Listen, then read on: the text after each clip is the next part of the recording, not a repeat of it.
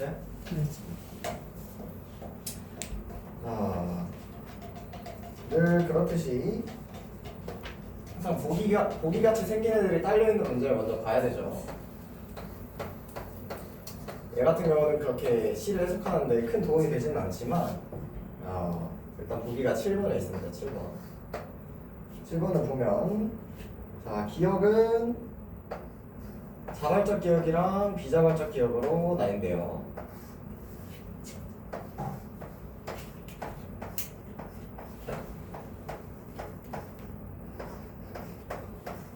뭐에 따라서 나뉜대요? 비자발적. 어떻게 재생되냐에 따라서. 네. 어떻죠?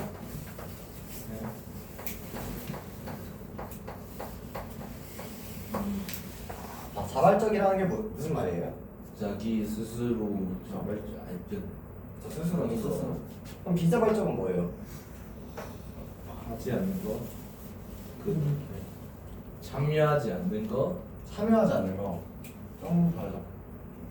타발적. 그렇죠. 뭐 그런 느낌인데 어쨌든 내가 스스로 하지 않았다. 뭔가 남이 시켜서 했거나 우연한 계기로 그렇게 됐거나 이런 경우들이 이제 비자발적인 거겠죠. 근데 이제 어떻게 재생되냐에 따라서 이렇게 나뉜다고 했으니까 내가 스스로 기억을 막 하려고 이렇게 되짚어 보다 보니까 기억이 나면은 자발적인 기억인 거겠고, 아니면 뭔가를 보고 우연히 떠올랐다 그러면 비자발적 기억이 되겠죠.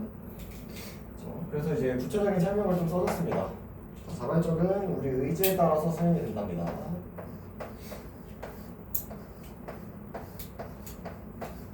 저 다음 시험에 무조건 여기는 안 낼 거예요. 더 있어. 그래도 알아놔야죠. 비자발적은 어떤 사건이나 사물 그리고 사람이랑 우연히 마주쳤을 때 발생하는 기억.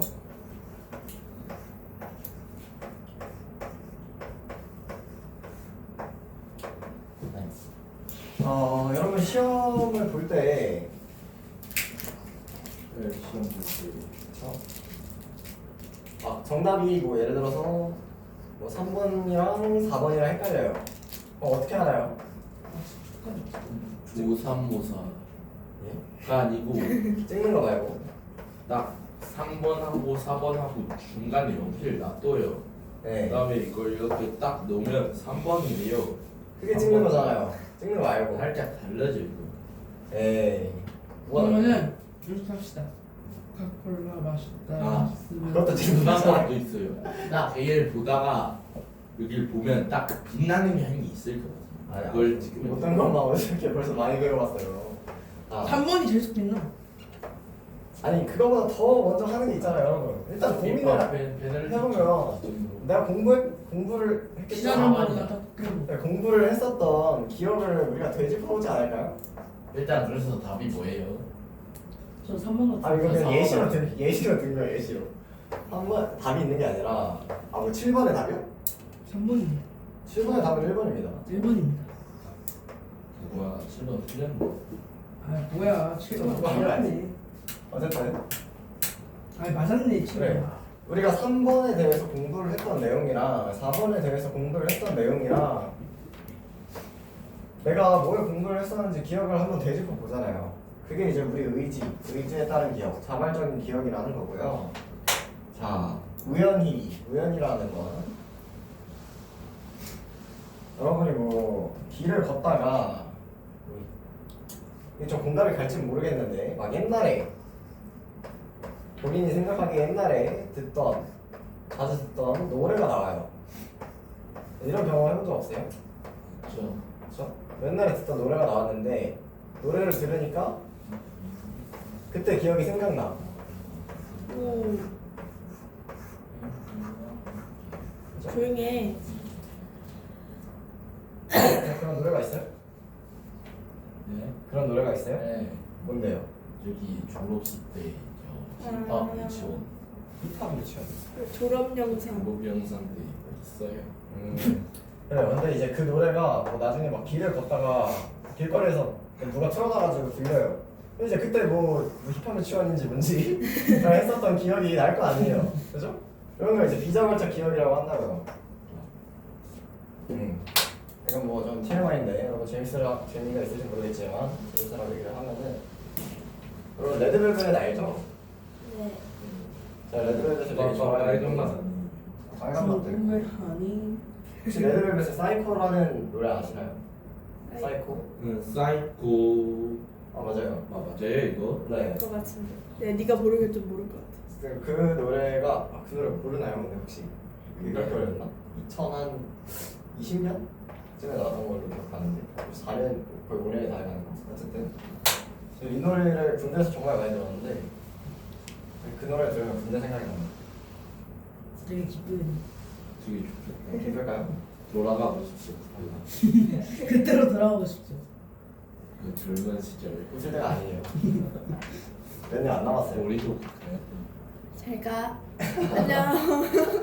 그런 얘기가 아니라 야, 1년 뒤에 전쟁 냄새. 재밌겠다. 1년 뒤에 전쟁 나서 이 새끼들 공장으로 끌려가요. 다시 집중. 어쨌든 이제 그런 기억들이 비자발적 기억인데 여기 문제에서는 비자발적 기억을 떠오르게 한 요인으로 제가 이제 설명했던 거는 노래였잖아요. 뭐가 있대요? 시각적,触각적, 또 촉각적 경험이 작용한다고 합니다. 이런 경험들 때문에 우연히 기억이 뭔가 떠올랐다. 이제 그거에 부합하는 걸 골라라 라는 문제였는데 기억에서 미역을 보면 여러분 보고 있죠? 네. 기억은 열심히 보고 냄새, 있어. 미은 감자알, 디귿은 꽃, 리을은 그네줄, 리을은 낙이었습니다. 근데 사실 이 중에서 감각에 해당되는 거는 냄새밖에 없죠? 정답 1번이었습니다. 문제는 아주 쉬웠습니다. 솔직히 쉬운 문제긴 했어요 이게. 얘는 쉬웠어요. 솔직히. 이거 좀 틀리면 에바 싼다고 생각해. 아니야, 틀려도 돼요. 지금 다 맞추면 뭐하러 수업을 듣겠습니까? 그러니까 내가 그만은 했지. 여러분 수능이 어떻게 정확히 바뀔지는 모르지만 수능 구호가 45문제고요. 45문제나 있어요? 이게 45문제입니다. 기본이지 정도면. 몇 분 줄까요? 30분 주겠죠. 30분이요? 한 시간. 원래 수능은 그런 거예요. 30분에 45문제 다 풀 수 있는 사람은 아마 전국에 한 없을 시간 거예요. 한 시간. 1시간? 1시간 좀 45분. 아니 80분 힘들잖아 한 시간. 왜 이렇게 많이 주 왜 이렇게 많이 줘요? 많이 주는 거 같아요. 했죠. 한 문제당 그럼 2분도 안 걸리게. 근데 여러분이 읽어야 될 건 문제만 있는 게 아니라 이만큼 긴 비문학 질문들도 있단 말이죠. 비문학 못 풀어보셨으면 아시겠지만 이 절대 45문제 80분 안에 푸는 게 쉽지 않습니다. 저 혼자는 30분은 풀 수 있는. 30분이면 풀 수 있다고요? 대신 보겠습니다. 어떻게 맞을지는 몰라. 그럼 푸는 게 아니잖아. 어쨌든 45문제인데 만점이 100점이에요. 오, 나 나중에 쓰는 100점 맞아야지. 네? 몇점 맞는다고 수능? 100점 맞으면 돼요. 과목별로 100점이에요. 과목별로. 토익 100점 맞는 가지고 10점이고요. 자, 45문제로 100점을 만들려면 문제가 지금 2점짜리 문제가 있고 3점짜리 문제가 있는데 그럼 2점 몇 개에 3점 몇 개의 100점이 될까요? 2점 40개, 2점 3점 40개. 안 되는 거. 그렇죠. 2점 35개에 3점 10개. 맞아요. 오, 오늘 70점 30점이에요. 2차 방정식인데. 아 2차 방정식이 아니라 1차 방정식 연립 방정식인데. 연립방정식. 나 이것도 똑똑한 사람이야. 미안. x 더하기 y가 40이고 2x 더하기 3y가 100이다. 잖아요. 이 기말고사 수학 42점. 42점 아니야. 어? 42점. 어쨌든 자, 근데 얘가 2점짜리 문제였죠. 윤예찬보다 수학 못 봤잖아. 걔 20점이잖아. 자, 바로 위에 있는 2번에 이제 3번 선지 한번 볼게요.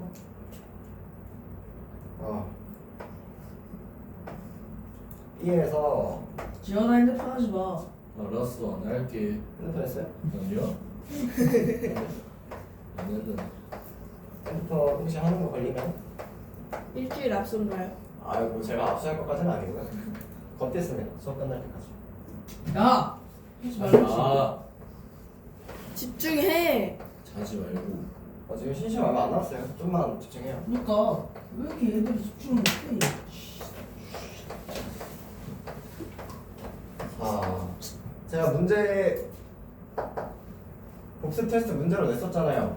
자, 이상적 공간을 의미하는 게 근데 뭐라고 이거 왜 했어요? 틀린 거지 진짜? 나 어둠 썼는데. 진짜 이걸 왜 틀린 거지? 미안. 근데 6번의 정답이 3번이었잖아요. 그죠? 네 선생님. 네. 그럼 적절하지 않았단 또 맞았네. 말이에요. 그죠? 그렇죠. 근데 땅끝이 이상적인 공간으로 인식하고 있다가 틀린 선지예요. 근데 왜 제가 정답을 땅끝이라고 했을까요? 쌤이 틀렸기 때문입니다. 자, 제가 맞았기 다음 때문입니다. 제가 정답이고 제가 곧 거예요. 그냥 선생님이 신이기 때문이죠. 좀 의미 있는 답변을 해주세요. 틀린 부분이 이상적 공간인 게 틀린 게 아니라요. 현실에서 벗어난 이 틀린 겁니다. 보고 있죠? 6번에 3번 선지. 네. 잘 보고 있어.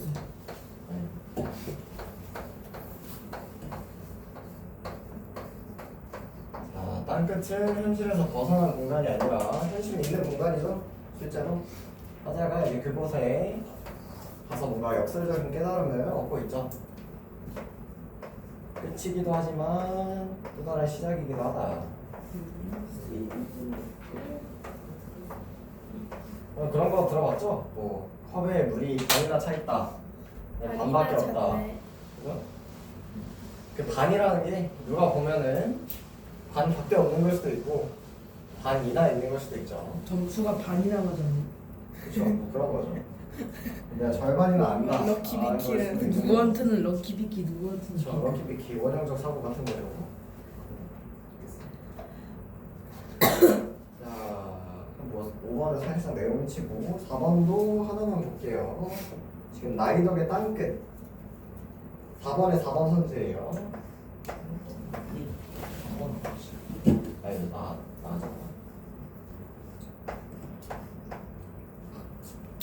특정한 종결 어미를 반복해서 은혜를 형성하고 있다고 했는데 자, 특정한 종결 어미 뭔지 맞추면은 바로 쉬는 시간 주겠습니다. 어디요? 특정한 종결어미.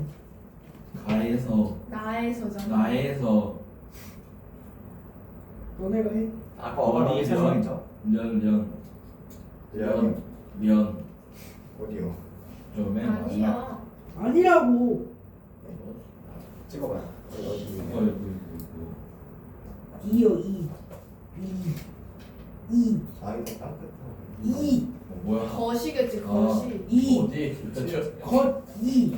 이지. 18차시였구나. 2는 어민가요? 어쩐지. 아까 설명했잖아요. 설명한 지 얼마 안 됐어요. 아이씨. 와우. 대로. 없는데. 없다고요? 지. 자, G 나왔습니다. 시 맞는 거 같은데. G 맞습니다. 아 이게 나야. 트리박들. 자, 나쁜 말 하지 마시고요. 그래. 그러니까 나 상처. 상처 받았어. 이제 너무 촬영 알바. 멈춰주세요. 스톱. 12문제 19분 15초 드리도록 하겠습니다. 이거 다시 꺼야 돼. 네, 이거 시작했어요? 네. 자, 정답부터 맞춥시다. 열심히. 한 개는 맞겠지. 자, 1번 1번이고요. 오바했다. 오. 맞았다. 자, 리액션 너무 크게 하지 마시고요. 2번은 2번입니다. 3번 5번이고요. 4번도 5번입니다. 오, 이거 다 맞았어. 맞았다. 초보는 확실히 잘하네. 4번은 뭐예요? 5번이. 아이 진짜 2개 맞았어. 아이 세개 맞았어. 자, 5번 2번이고요. 쌤 잠시만요 멈춰주세요. 왜요? 6번 2번이고요. 7번도 2번이고요. 5번에 다 틀렸다. 8번은 5번입니다. 오케이. 쌤 5번에 몇 번이라고요? 5번에 2번. 2번. 1, 2, 3, 4, 5, 6, 7, 8. 오케이 일단 여기 다 나 지워야겠다. 9번까지밖에 못 풀었는데. 9번에 2번. 다 풀었어. 10번에 3번. 다 지운 거 아니야? 11번에 5번, 오케이 맞았다. 12번에 3번입니다. 오케이 3개 맞았다. 뭔가 4개야. 근데 3개야. 나 많이 맞았어. 몇 개야? 얼마 받았어요? 9개 중에 2개 틀렸어. 오, 오 어쩌라고. 답지 맞지? 너 답집았네 이 새끼. 이거. 야 이거 내 거 이거. 야 나 이거 펴놨었네. 너 내 거 봤네. 너는 왜? 제가 의미 없는 소리 하지 말고. 저는 주문이나 말고 얼마 받았어요? 저그 순거가 5개거든요. 4개 맞았어. 잘 풀었네. 잘했네. 저 너 답집았지? 찍었죠? 3개 맞았어. 3개? 난 이렇게 하고 있었기 다 때문에 풀었는데? 너만 봤잖아. 큰 건 아니고 3개 몇 개 풀었어요? 큰 거는 3개 정도? 솔직히 4번까지는 풀었어야죠. 9번까지 풀었을 거예요. 9번까지 풀었다고요? 근데 몇 개 맞았어? 왜 이렇게 많이 들었어? 몇 개 맞았다고? 3개. 알겠습니다. 너는 왜 발전이 없어? 소설은 좀 재밌지 않냐? 리벨로 소설이 좀 재밌지 않아요? 그리고? 일단 오랑발이나 바롱 나르비 모타라 까따라마 까푸라냐. 오랑발이나 바롱나를 그만. 지금 대결하고 있잖아. 쌤한테 좋아하네. 그러니까 쌤한테 기어오른다. 쌤이 만만해? 스승이 스승의 은혜. 스승의 은혜는 하늘과도 해가 같아서. 조용히 하세요. 소설도 시랑 비슷해요. 많이 도움이 됩니다. 지금 이해가 잘 안 될 때는. 그래서 켜니까 이거 짧으면 아니면 좋은 거잖아. 찍고 있어? 이거 그냥 안 끊을게요. 아. 이렇게 넘기시면서 보자. 그리고 일단 제목을 먼저 봅니다. 네. 제목 여기 제목이 있나? 사람 속 검은 건 아닌데. 윤은길 씨의 손흥민. 아이젠하워에게 보내는 메시지입니다. 멧돼지요? 멧돼지. 아, 메시지가 더 좋은데. 제목은 멧돼지죠. 아니 실제로는 메시지. 난 세영한테 메시지 보낼게. 유희한테 메시지 보낼게. 딴 얘기 그만하세요.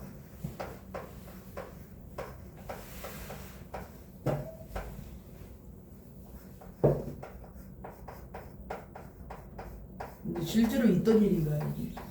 소설은 가짜잖아. 소설은 그러니까 이제 소설 약간 중에 실화를 시대적인 배경을 좀 반영을 하는 소설인 거죠. 그러니까 그래. 실화라기보다는 허구적 몰라, 허구적? 그렇죠. 시적 표현 몰라? 시적 표현? 아니 소설 포용 그래. 이 제목을 먼저 보고 보기를 봅니다. 자, 이 작품이 언제가 배경이에요? 6.25 전쟁. 기울전지 역사 배우나요? 학교에서? 역삼을 배우냐고요? 역사 배우나요? 역삼은 아직 역사 안 2학기 때 배워요. 아직 아, 안 2학년 때 배웠어요? 배워요. 2학년. 2학년 3학년. 초등학교 때. 한국사랑 그러니까 한국사 배웠어요? 한국은 그건 3학년이야. 3학년 초등학교 때도?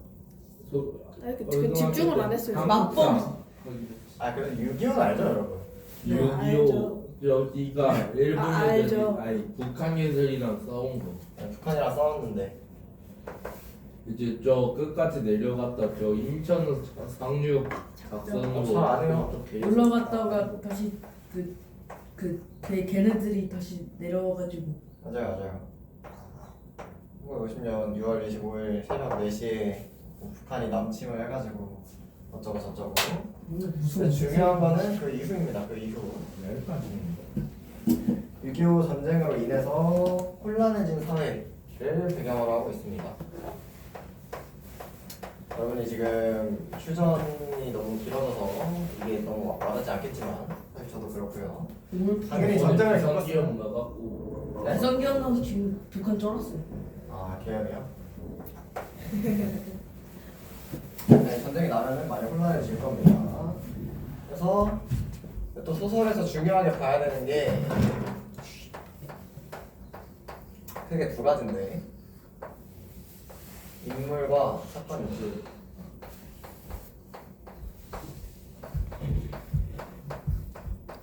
김우띠? 이 소설에서 가장 중요한 인물은 창건이 형입니다. 창건이 형. 창거리 형이요? 전반에 형이요. 창거리라고 있는데 솔직히 여자야 남자야? 남자예요. 여자랑 남자냐고요? 이제 남자 아니야? 형이면은 그러니까 뭐 웬만하면 남자지 않을까요? 근데 여자한테 형이라고 부를 수도 있는 근데 성 그런 경우는 없진 않죠. 아무튼 그래서 이 사람이 벌기 대회에서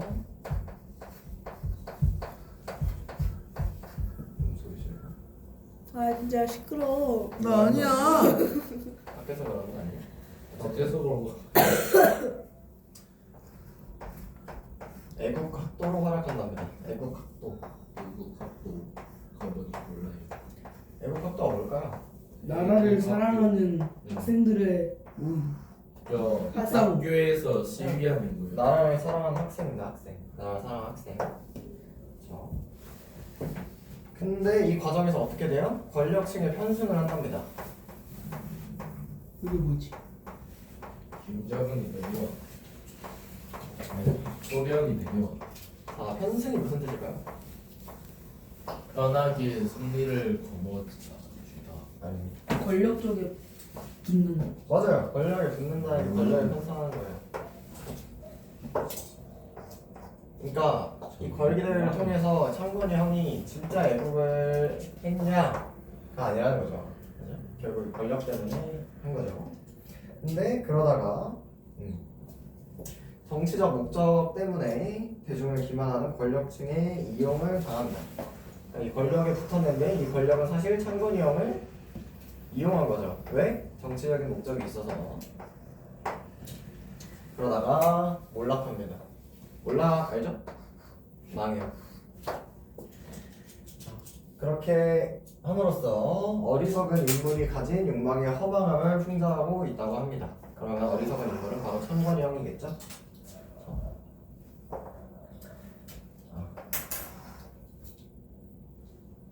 그리고 멋진. 여기서 서술자가 누구죠? 시에는 화자가 있다면 소설에는 서술자가 있잖아요. 네. 이 소설의 서술자 누구예요? 주인이 아니고 밖에 있는 해설자. 누구예요 서술자? 찾아라도 봅시다. 창문 닫아주세요. 아, 그 저기 장권이. 창건이 형이 서술자예요? 예. 아니지. 창건이 형의 동생이 술자 아니야? 그러니까 엄마한테라고 하면 자기 기준 엄마니까. 서술자 뭐냐? 서술자는 죄송합니다. 점점 돌을 넣는다. 아니 손을 이걸 딱 넣는다. 펴서 딱 그걸 이렇게 돌리려고 했는데 손을 놓는다.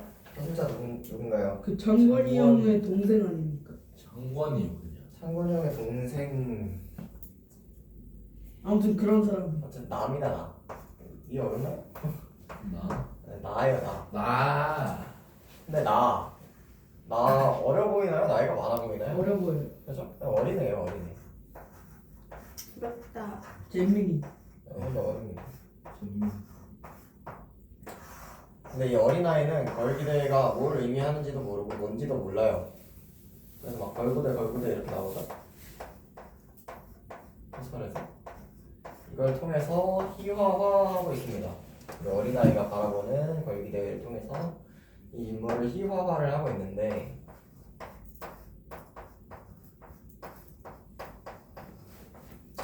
이거 다음 시간에 낼게요 문제. 희화화. 희화화 희화화. 뭐죠? 희화화가 뭘까요? 이게 그 누기계에서 돌려가는 거. 맞아요. 그 시에서 희화화. 선생님 그 주문도 혹시 나오나요? 나오겠습니까? 주문을 쓰시오. 자, 희화화. 돌려가는 거? 돌려가는 거 돌려가는 배웠어. 겁니다. 네, 웃기게 해서 돌려가는 겁니다. 웃긴 돌림. 웃기게 표현하는 거예요, 웃기게. 웃기게 돌려가는 거라고 써요. 웃기게 생겼다. 웃기게 표현함으로써 재밌게 생겼다. 돌려가는 걸 표현하라고 합니다. 웃기게 표현하는 거.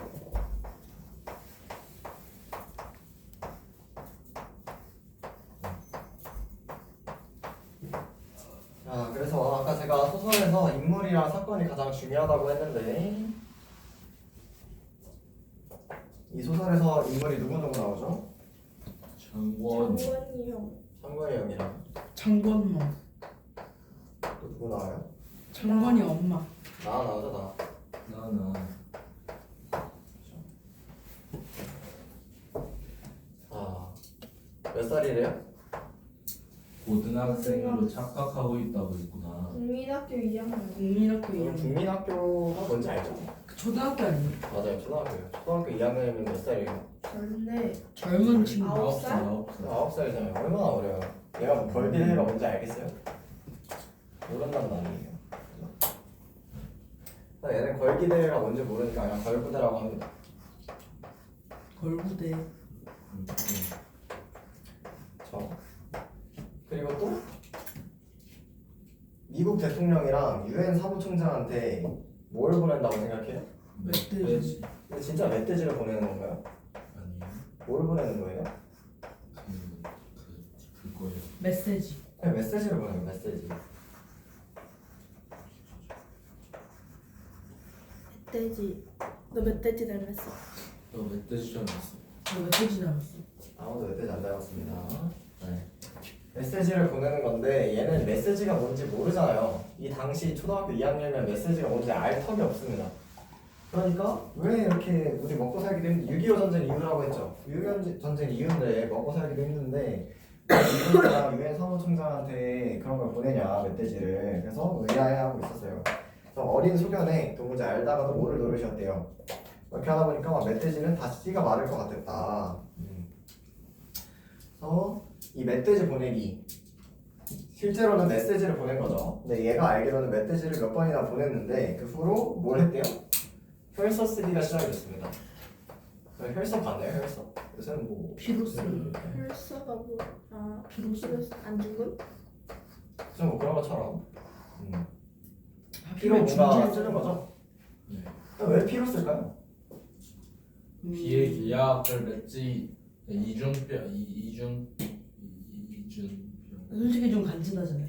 그러니까 뭐 그런 것도 다 이제 같은 의미인 거죠. 그러니까 뭔가 강렬한 임팩트가 있잖아요. 그렇죠? 강한 인상을 줄 수 있단 말이죠. 그래서 뭐 삭발 시위 이런 거 들어봤어요? 오. 오. 저는 안 할래. 저는 안 할래. 뭐 여러분이 시위할 일이 별로 없을 것 같긴 한데 삭발 시위 왜 할까요? 여가부 폐지를 위해. 그러니까 그런 좀 여러 가지 목적이 있겠지만 왜 삭발까지 하냐는 말이죠. 군대를 어차피 가야 되는데 저기만 군대 갈 때 삭발하기 싫으니까. 내년부터 여자 군대 간대요. 맞아요, 맞아요. 거긴 거 아닌 거 알잖아요. 헛소리도 하고. 어쨌든 자기의 의지를 이렇게 강하게 보여주는 거죠. 손가락을 깨물어서 피를 낼 정도면은 얼마나 굳은 결심이 있어야 되겠습니까? 근데 얼마나 센 깨물면 그니까 손가락에 피가 나. 그러니까요. 되게 쉬운 일이 아니잖아. 그죠? 자분나. 그래서 혈서를 쓰는데 막 교복 입은 사람들이 다 연단에 올라가지고 연단 이제 연설하는 단이죠. 앞에 와가지고 막 손가락 깨물어가지고 붉게 혈서를 쓰고 있었는데 그러다가 이제 반 친구들이랑 걸기대회가 끝날 때까지 광장을 빠져나와서 즐거운 시간을 보냈답니다. 근데 그 순간에 앞에 쫙 모든 청년들이 혈서를 다 쓰고 나서 어떤 한 청년이 올라왔는데 그게 내 발목을 꽉 붙잡았답니다. 그 모습이 왜일까요? 막기 위해서. 막으려고? 모습이 발목을 붙잡았다는 게 무슨 말이에요? 아, 모르겠나요? 얼굴이 너무 괴팍하게 생겨가지고.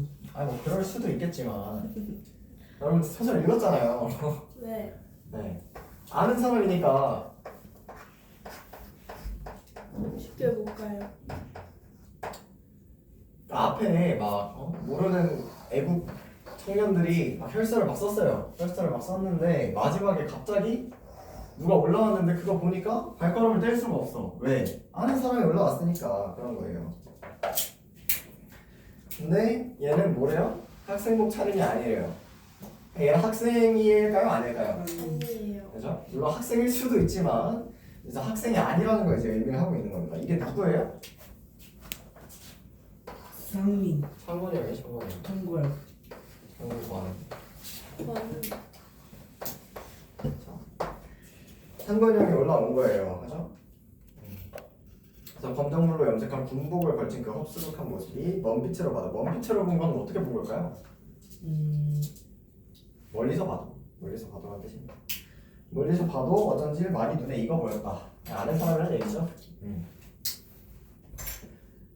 이제 그 후에 10손가락을 모조리 깨물어서 혈서를 썼대요. 아이고 손가락 10개를 다 깨물어가지고 그걸로 혈서를 쓴 거야. 아이고 얼마나 아팠겠어요. 그죠? 아무나 할 수 없는 거잖아요. 참고 보기 드문 못해? 한 손가락 깨무는 것도 힘들어요. 네. 보기 드문 열혈 애국 청년이 등장했음을 벌기될 사회적 확산기를 통해서 여기 알렸대요. 그 뒤에 이제 뭐라고 써져 있었죠? 북진통일. 북진통일이 무슨 뜻인가요? 북한을 통일시키자. 그러니까 뭐 통일의 여러 가지 방법이 있잖아요. 이때 6.25 전쟁 이후라고 했죠? 네. 북한으로 쳐들어가가지고 이제 다 죽이고 이제 통일하자 이런 이게 뜻이에요. 통일이 아니잖아. 통일이 그것도 그냥 통일이죠. 다 죽이는 거죠. 그럼 전멸? 뭐두 팀 다 뒤지면 이제. 그럼 우리도 다 조지는 안타까운 거지. 그리고 중국이 먹는 거. 어쨌든 그러니까 이제 사람들이 다 막 박수 갈채를 보냈다고 합니다. 근데 이제 나는 어떻게 했죠? 잘못 봤을 수도 있지. 창건이 형 아닐 거야. 이렇게 고개를 적었는데 곧 잘못 본 게 아니라는 사실이 밝혀졌답니다. 그 말은 뭐예요? 내가 본 사람 창건이 형 맞구나. 창건이 형 진짜 10손가락 깨물어서 혈서 썼구나. 이 사람 미친 사람이구나. 대단한데. 멋진. 그러니까 어떻게 알았어요? 창건이 형이 10손가락에 빨갛게 핏물이 밴 붕대를 칭칭 감은 채 식당에 돌아왔대요. 그래서 엄마랑 막 깜짝 놀란 거죠. 너무나 어처구니가 없어가지고 엄마가 형이 돌아오면 퍼부으려고 잔뜩 별나서 장난했던 욕바가지. 야, 엄마가 이제 형 보면은 창궐만. 이렇게 해야겠다. 넌 죽었다. 했는데 너무 놀라가지고 욕도 못했어요. 멋지둥이로 내가 형한테 멋진 물어봤죠. 창건이 형한테 아프진 않았냐? 왜? 요 손가락에 다 깨물어가지고 혈서를 썼으니까 당연히 아팠을 거 아니에요. 근데 뭐래요? 괜찮아. 어차피 나무도는 피니께. 이게 무슨 뜻이에요? 이야 가워버리는데. 그거예요. 괜찮다. 피 나만 노는데 뭐 어떠냐? 제일인데. 안 아프다. 이렇게 얘기를 한 거죠. 가오가 너무 지배했죠. 중이병이네 중이병. 네, 그 후로 이제 창건이 형은 자기 몸에 들끓는 더운 피를 덜어내기 위해서 이따금 주먹으로 자신의 콧중배기, 코적코 뿌려쳐서 일부러 코피를 쏟아내야 하는 수고를 더 이상 할 필요가 없게 되었다. 자, 이런 얘기가 왜 있을까요? 창건이 형 되게 어리석은 사람이란 말이에요. 어리석은데 막 혈기가 넘쳐. 가만히 못 있어. 막 자기 코를 때려서 막 코피를 내야 직성이 풀려. 미치는 거. 그냥 미친놈이에요. 근데 이제 그 에너지를 어디다 쓰는 거예요? 혈수 쓰는데 쓰는 거예요. 우와. 남다른 존재감. 그렇죠. 그래서 이제 엄마 말만 따라 형은 정말 우리 식당에서 아무짝에도 쓸모없는 인간으로 완전히 바뀌어버렸다. 뭐예요, 둘이? 네, 여기 보고 있어요. 얘 핸드폰 봤어요. 예? 핸드폰 봤어요? 아니요. 돈을 뺀다 했어요. 왜 봐? 식당에서 쓸모가 없는 인간으로 바뀌었다는 말은 원래 이제 식당에서 뭔가 일을 하고 있었는데 그 후로 식당에서 일을 안 하게 됐다는 얘기죠. 그래서 역전 광장에서는 사흘이 멀다 하고 크고 작은 걸대가 잇따라 벌어졌다. 덕분에 형의 상처나 손가락들은 종치 아무 쓸모 없었다. 이게 무슨 말이에요? 계속해서 쓰는 거야. 걸대가 있을 때마다.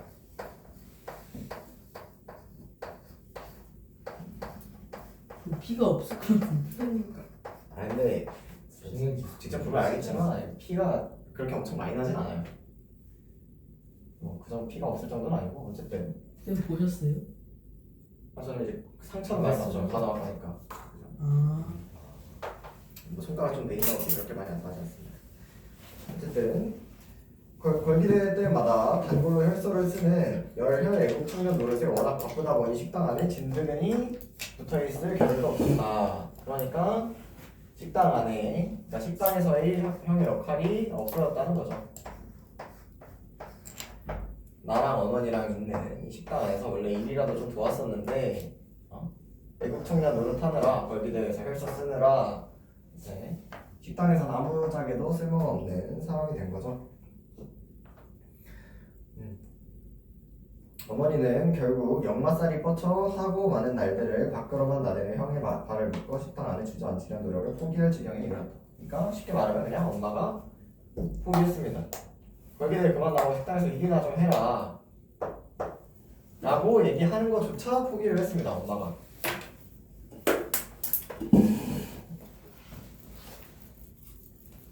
여러분 역마살은 뭔지 알아요? 영미 어머님 살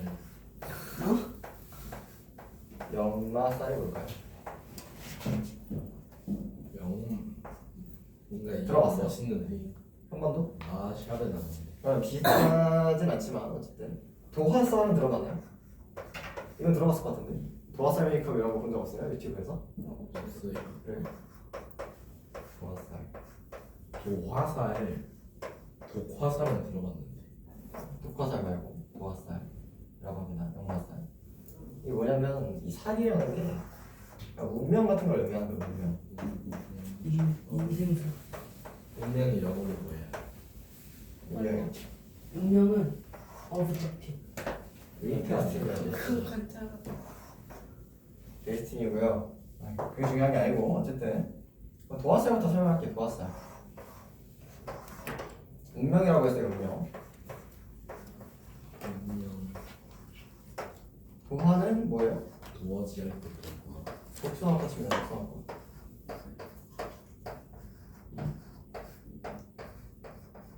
무릉도원 들어봤나요? 무릉도원 아 네. 무릉도원에서 도자가 복숭아 도자입니다.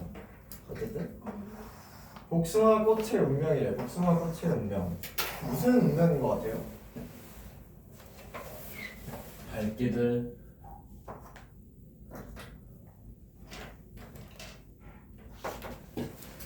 이성이 꼬이는 운명인데 이성이 꼬이는 운명 좋은데.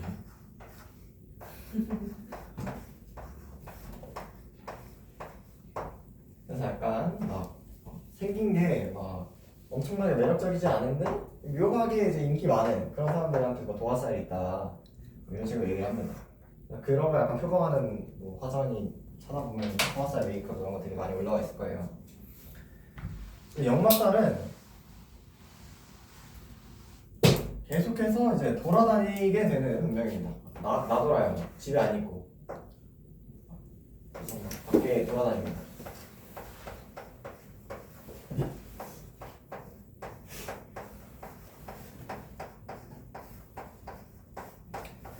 그러니까 형한테 있어서는 이 식당 안에서 일을 돕는 게 그쵸? 안에 집에 가만히 있는 건데 그러지 않고 계속 막 걸기대에 나가서 혈서 쓰고 막 난리 났죠? 그래서 막 역마살이 있다고 하는 겁니다.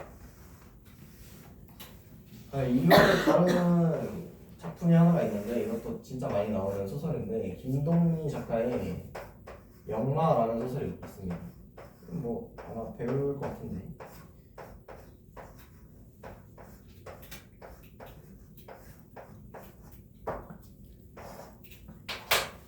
역마살은 안에 안 있고 막 계속 밖에 돌아다니는 나돌아다니는 그런 운명이다.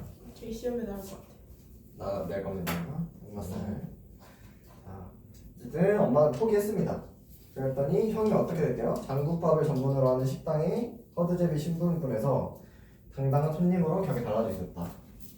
형이 원래 식당에서 일을 도왔을 때는 그 심부름꾼이었는데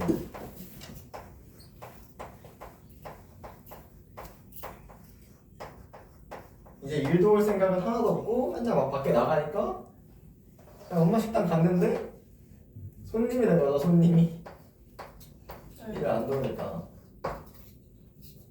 불쌍해. 그죠? 그래서 격이 달라져 있었다 이렇게 표현을 한 거고, 중요한 일로 높은 사람들을 만나러 간다면서 아침 일찍 집을 나선 창건이 형이 해질녘에 닫다가는 이제 뭐예요? 갑자기라는 뜻이죠. 고등학생으로 변해 돌아왔답니다.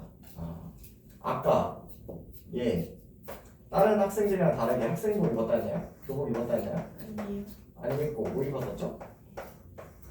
뭐 입었어요? 군복 입었습니다. 군복. 허름한 군복 입었는데,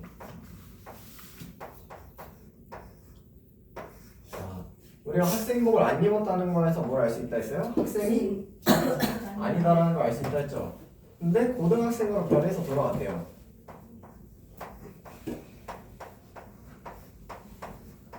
그럼 이 사람 실제로 고등학생인 거예요? 아니죠. 고등학생인 척을 해야 되는 상황인 거죠. 왜 그렇대요?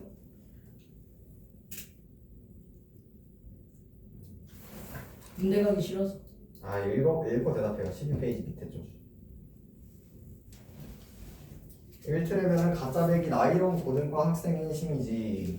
자, 이게 뭐 터트려가지고 뭔 말인지 잘 모를 수도 있겠지만 1트랩에는 이제 이를테면 말하자면 가짜 나일론 고등학교 학생인 셈이다 라는 얘기예요. 나일론 고등학교 학생이라는 게 무슨 말일까요? 나일론 나이로는 고등학생. 나일론입니다. 나일론. 나이로는 뭐야? 나일론 학교 이름 아니야? 나일론은 합성 섬유의 종류인데요.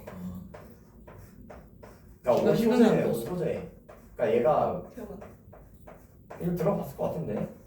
나일론 들어봤어요. 잘 늘어나는 특성이 있습니다. 건너뛰기. 폴리에스테르. 저 폴리도 그 종류 하나고 어쨌든.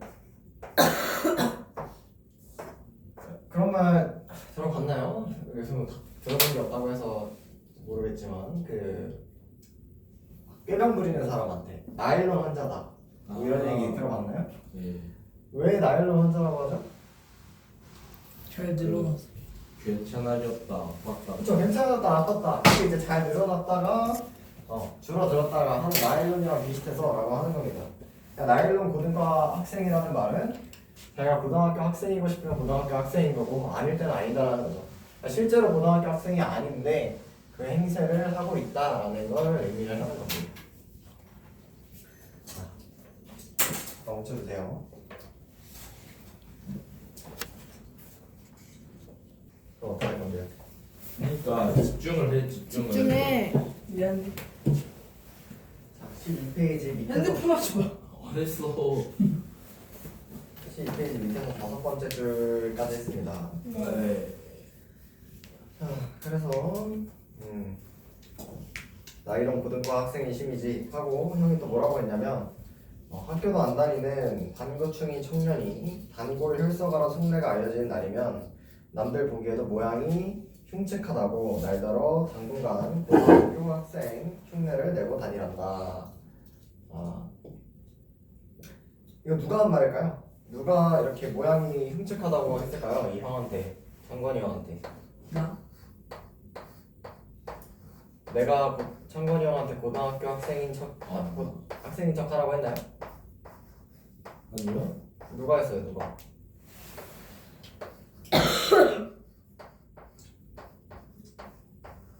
찾아봐요. 왜?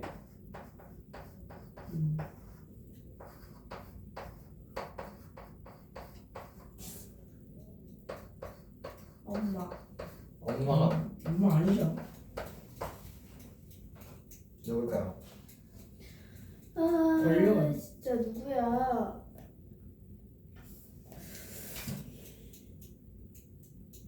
형 누구 만나고 왔어요?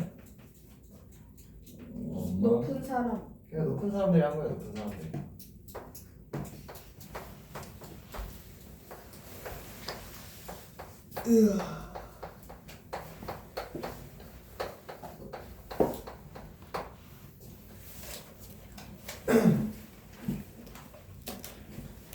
자, 아까 4번에서 우리 보기에서 정치적 목적을 위해 대중을 기만하는 권력층에 이용당한다 했잖아요. 이게 바로 이용 중 하나인 거예요. 이용 중 하나. 정치적 목적을 위해서.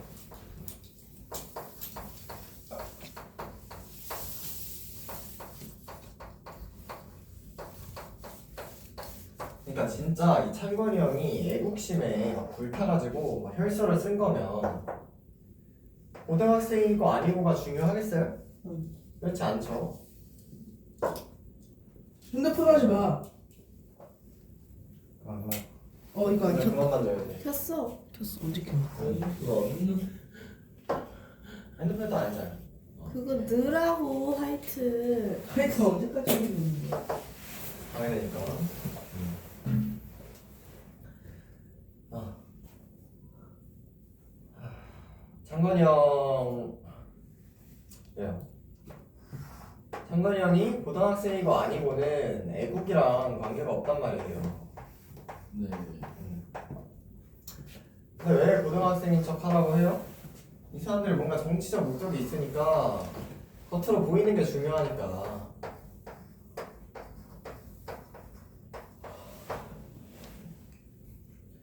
남들 보기에 모양이 흉측하다. 그래서 가짜 고등학생인 척이라도 하고 다녀라. 이렇게 높은 사람들이 얘기를 한 거죠. 권력이.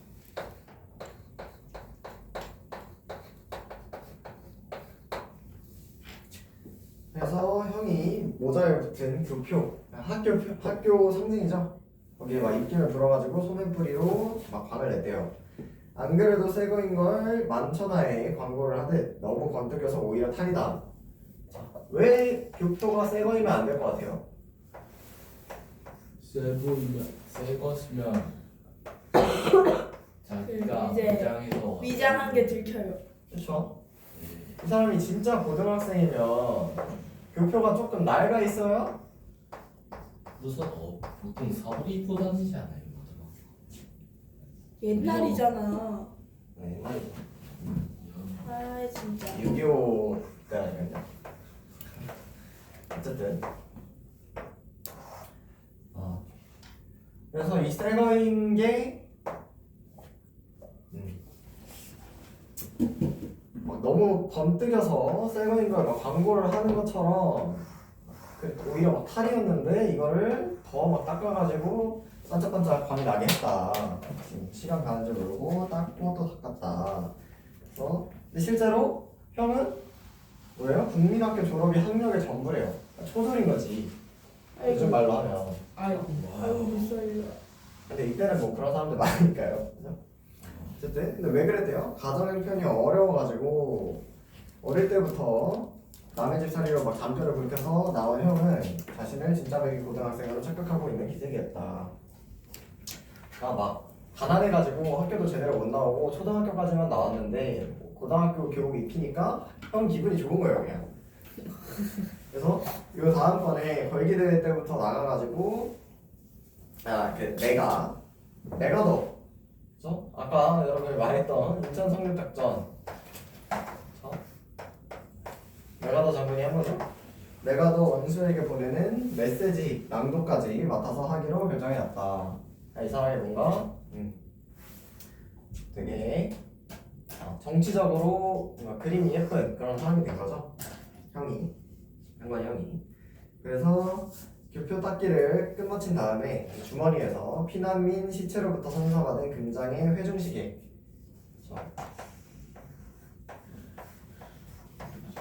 굉장히 비싼 그런 물건을 시체로부터 이제 받은 거죠. 그래서 얘도 교표처럼 닦기 시작했다. 갈수록 태산이었다.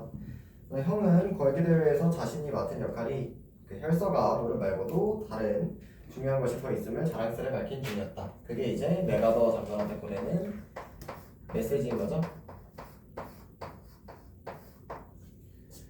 근데 나는 나 우리 초등학교 2학년인 나는 형한테 뭐라고 해요?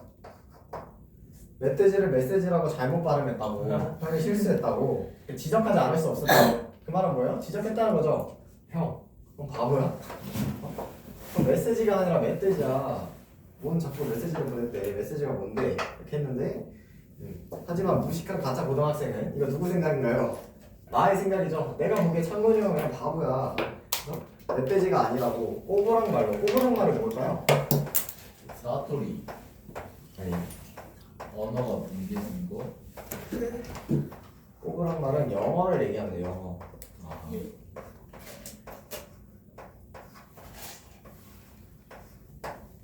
저 꼬부랑말로 메시지가 왔다. 영어로 메시지가 왔다. 있잖아요. 실제로 메시지를 보내는 거잖아요. 나 턱도 없는 묵인지를 끝까지 계속했다. 아, 나는 초등학교 2학년이니까 몰라요.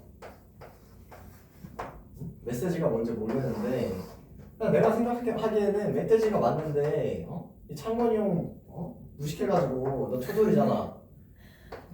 멧돼지가 어떻게 메시지라 그러냐. 메시지라고 우기는 거 아니야. 턱도 없다 이렇게 생각을 하고 있는 거죠. 이게 바로 아까 얘기했던 희화화입니다. 벌기대회의 상황을 이해를 하지 못하는 어린 서술자를 통해서 이제 희화화를 하고 있는 거죠. 창건이 형의 마지막 활약상은 그리 오래 지속되지 못했다. 군사들 원정을 떠나서 어쩌고 적성 중립국 감시위원들의 추방을 요구하는 시위대의 선두에 섰다. 자, 적성 중립국 이건 뭐 하지 맙시다. 어쨌든 그래서 막 미군 부대 철조망을 막 넘다가 경비병들이 막 셰퍼드 풀어놔가지고 셰퍼드 뭔지 알죠? 강아지라기보다 개저개. 얘네가 막 형 물어 뜯어가지고 엉덩이 혈전이 막 뜯겨 나가고 인대가 끊어지고 막 그랬대요. 그랬더니 이제 한쪽 다리를 잡았다. 자, 어머니.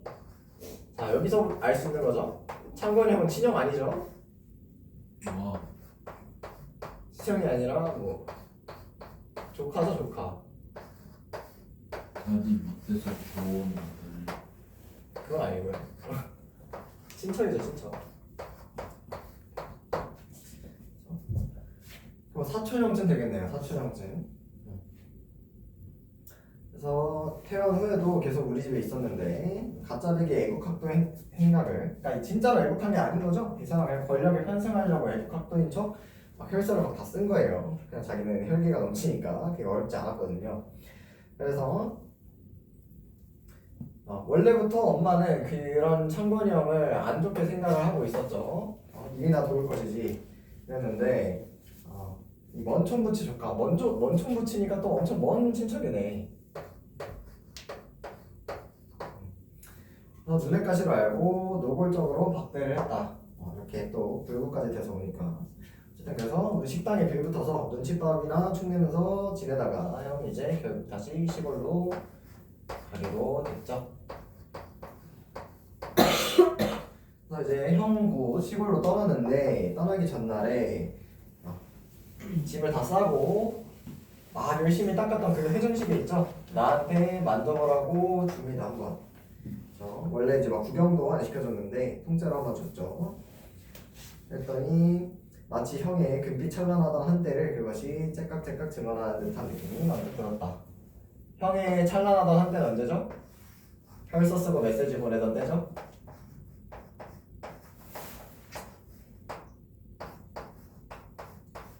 그래서 이 근장 시계가 이때를 상징하는 그런 물건이 됩니다.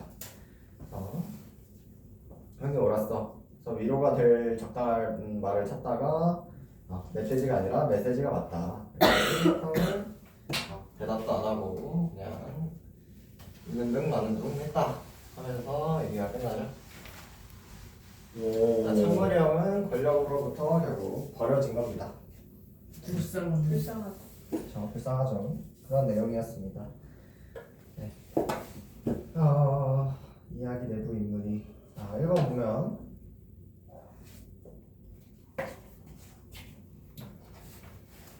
(1, 2, 3번은) 이야기 내부 인물이고요.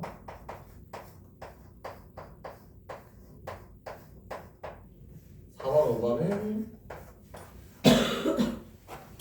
외부 서술자죠.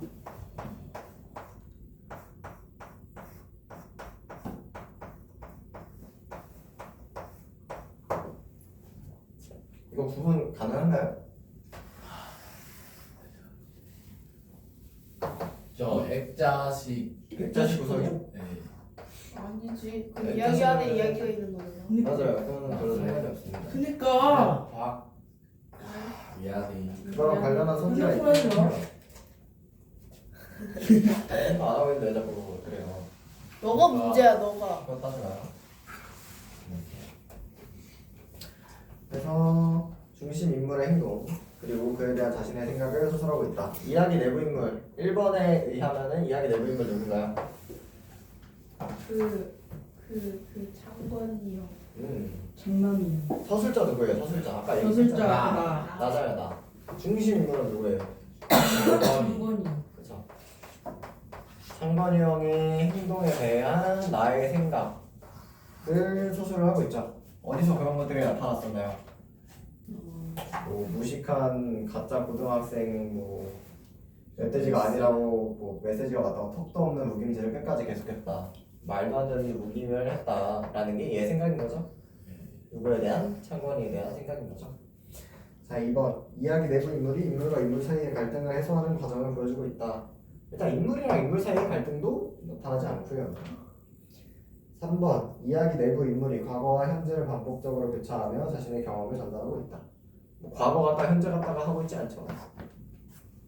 4번 애초에 이야기 외부 서술자가 안 나오죠. 서술을 이야기 안에서 하고 있습니다. 여러분 그거 배웠죠? 1인칭 주인공 뭐 2인칭 관설자 전지적 작가? 전지적 작가 시점 있고요.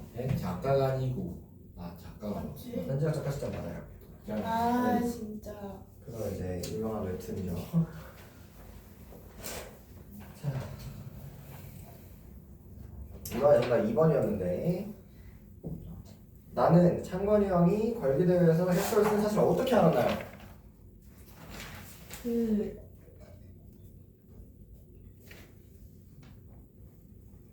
창건이 형이 헬스 쓴 거 나 어떻게 알았어요? 그거 그 열 손가락에 뭐 붕대 같은 게 가면 맞는데 어쨌든 직접 본 거잖아요. 네. 아, 창건이 형이 막 나와가지고 그 헬스 열 손가락 해가지고 다 쓴 거 봤는데 맨 처음에는 아니겠지 잘못 봤겠지 했는데 어떻게 해요? 창건이 형이 손에 붕대 갖고 오죠. 그래서 아 이 사람 진짜 내가 본 게 맞았네. 창건이 형이 한 거네 이거.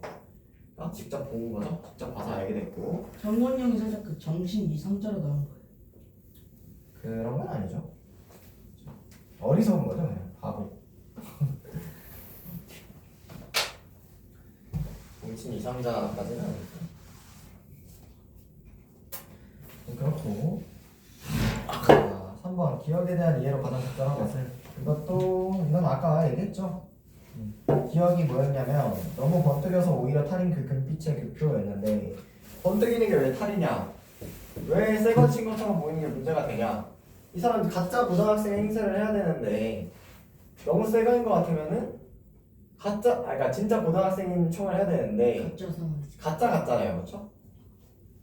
그래서 지나치게 새 것으로 보이는 교표 때문에 오히려 창건이 형의 학력 위조가 쉽게 탄로날 수 있음을 의미합니다. 창건이 형이 어리석음을 보여주는 거기도 하죠. 창건이 형이 똑똑했으면은 그걸 해지게 만들었겠지 열심히 닦지 않았겠죠?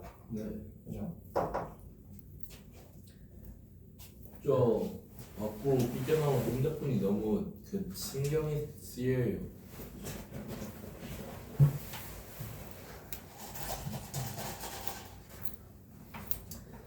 자, 두 번째 소설은 눈사람 속의 검은 항아리입니다. 이거 주문.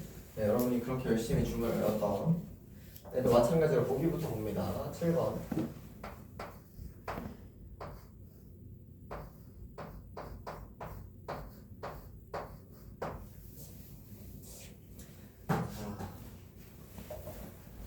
성장소설은 유년기에서 소년기를 거쳐 성인의 세계로 입문하는 한 인물이 겪는 내면적 갈등과 정신적 성장, 자신을 둘러싸고 있는 세계에 대한 각성과 성찰의 과정을 담고 있다. 그러니까 이게 무슨 소설이라고요? 성장소설입니다. 말을 막 어렵게 써놨는데 성장 소설은 이제 유년기.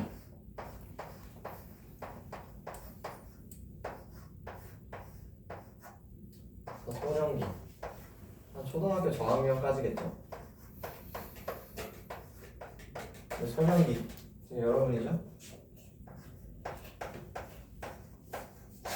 여러분 때부터 한 20대 초반까지 이렇게 거치면서 성인의 세계로 입문하는 성인. 아마 제가 뭐 성인 초반이지 않을까.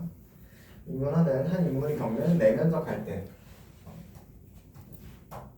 이 인물이 커가면서 내면적인 갈등이 있습니다. 이 소설 같은 경우는 항아리 깨고 근데 막 그것 때문에 혼 안 나니까 갑자기 불안하고 그게 이제 내면적 갈등이었던 거죠. 이 소설에서는. 그리고 그걸 통해서 정신적으로 성장도 하고요. 그 자신을 둘러싸고 있는 세계에 대한 각성도 하고 성찰도 한 겁니다.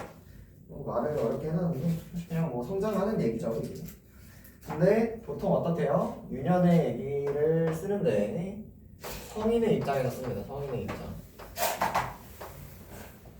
그러니까 여기의 입장에서 유년기에 자신의 행동을, 그렇죠? 자신의 체험을 재평가하고 관성적으로 사유한, 다시 생각해본 결과를 고백하듯이 얘기를 하는 게 성장 소설이랍니다. 이때의 인물이 아니라 이미 성인이 돼가지고 옛날 회상을 하면서 아 이때 이랬는데 이게 사실 이랬던 게 아닐까 하는 게 성장 소설이랍니다. 되게. 그래서 주인공은 지적, 도덕적, 정신적으로 미숙한 상태인 인물인 경우가 많다. 그렇겠죠? 어리니까. 소설에서 내적 시간이 유년기의 시간대임에 비해서 실제적인 창작은 성인의 세계에 진입한 이후의 시간에서 이루어지기 때문에, 그죠? 이때 얘기를 하니까 내적인 시간은 유년기란 말이에요. 근데 쓰는 시점은 성인이 되고 나서 쓰는 거죠. 그러니까 이 두 개가 구분이 된다라는 게 모두의 내용이었거든요. 문제를 보면, 그냥 지문을 보면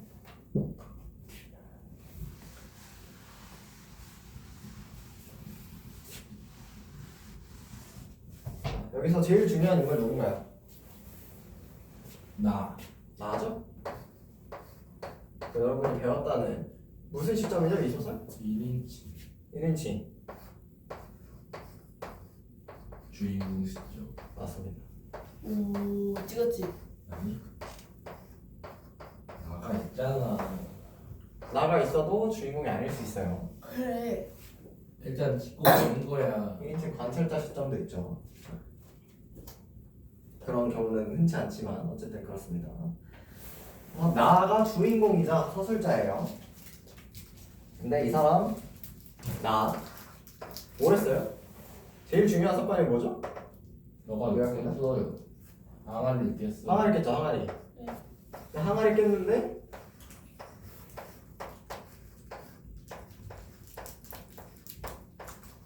어때요? 어떻게 해요? 주문을 외워. 맨 처음에 주문 외우죠. 주문 외웠더니 항아리 다시 붙나요? 아니요. 안 붙는데 왜 좋아하죠? 좋아했어요. 자, 같이 읽어볼게요. 사람이다. 아, 그렇죠, 그렇죠. 처음에 깨진 단지를 막 확인했는데 입술을 파르르 떨었대요. 어찌 떨지 않을 수 있었을까? 당연히 큰일 났다. 항아리 깼다. 하니까 막 긴장이 되는 거예요. 떨리고. 그래서 그 단지의 임자가, 그래서 단지 주인이 누구 거예요? 항아리 주인이 욕쟁이 함경도 할머니. 그래서 막 이 벼락 맞아 어쩌고 저쩌고, 그죠? 이 욕설이 귀에 쟁쟁해지자 등 뒤에서 올라오는 뜨뜻한 열기가 목덜미와 정수리를 휩싸며 치솟아 올라 추운 줄도 몰랐다. 자, 이렇게 막 당황스러우면 막 열이 몸에 확 오르잖아요. 추운 날씨인데도 그렇게 열이 올라가지고 추운 줄도 몰랐대요. 그랬더니 그래서 어리니까 막 현실을 의심하는 거예요. 항아리 깨고 나서 막 눈을 비벼. 아닐 거야 막 했는데 눈앞에서 사라져 줄 일은 만무했다. 항아리 깨졌죠. 그래서 피청이 떨어져라 퍼부어질 지청과 메타자 막 욕짓거리 듣고 매도받고 하는 게 어쩔 수 없겠다. 그래서 아무도 밟지 않은 첫 길이라고 일부러 발끝에 힘을 주어 제게 딛고 가느라. 여러분 눈 오면 밟고 싶나요? 아니요. 난 밟고 싶은데. 밟으면 그 신발에 눈 들어가서 다 젖고 걸을 때마다 지복질. 그렇죠. 뭐 그렇긴 한데 그런 거 좋아하는 사람들 있잖아요. 막 눈 이렇게 막 왔는데 아무도 아직 안 밟아가지고 수리할 때 내가 먼저 밟아야겠다 하는 사람들 있죠. 와 민폐. 근데 얘가 지금 그랬대요. 애기니까 어린애니까. 그래가지고 어디부터 뭐 자기 집 앞부터 화장실 앞까지 발자국을 아주 선명하게 남겨놨는데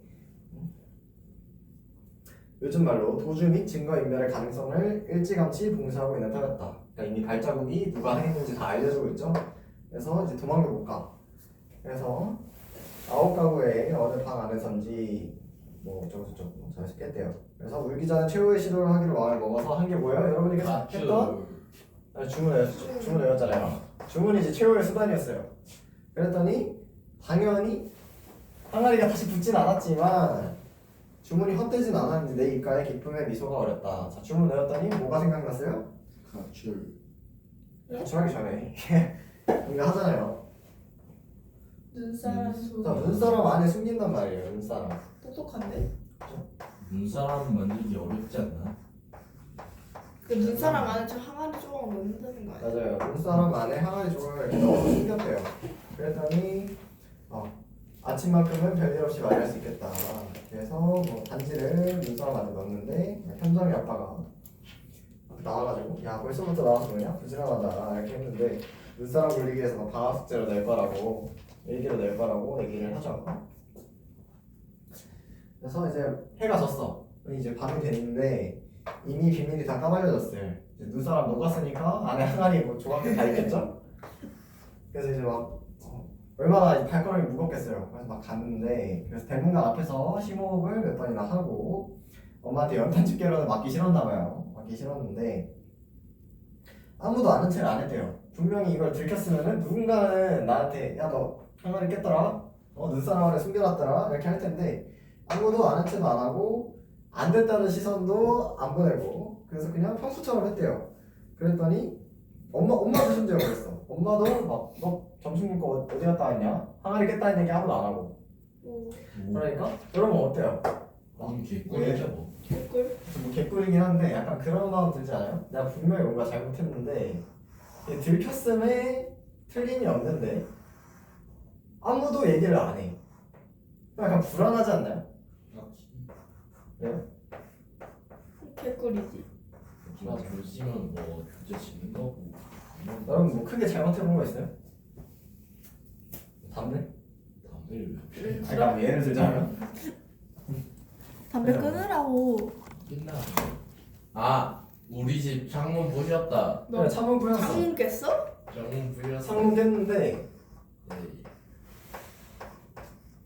내가 창문을 깼다는 사실을 알 수밖에 없는데 아무도 혼을 안 내. 모른 척해. 기분 어때요? 개꿀만은 아닐 거야. 가족들 눈깔에 문제가 있는지 확인해야 되잖아요. 그러니까 어쨌든 엄마 앞에서 꼈어요 저거. 그러니까 실제로 그렇게 했는데, 그러니까 뭐 없을 때 깼다고 가정을 하고 창문을 만약에 내가 깼는데 집 창문을 깼는데 뭐 화나서 깬 거예요? 네? 화나서 깬 거예요? 아니요. 아 그런 거 집에서 축구하다 깼는데요. 뭐 그럴 수 있죠. 어쨌든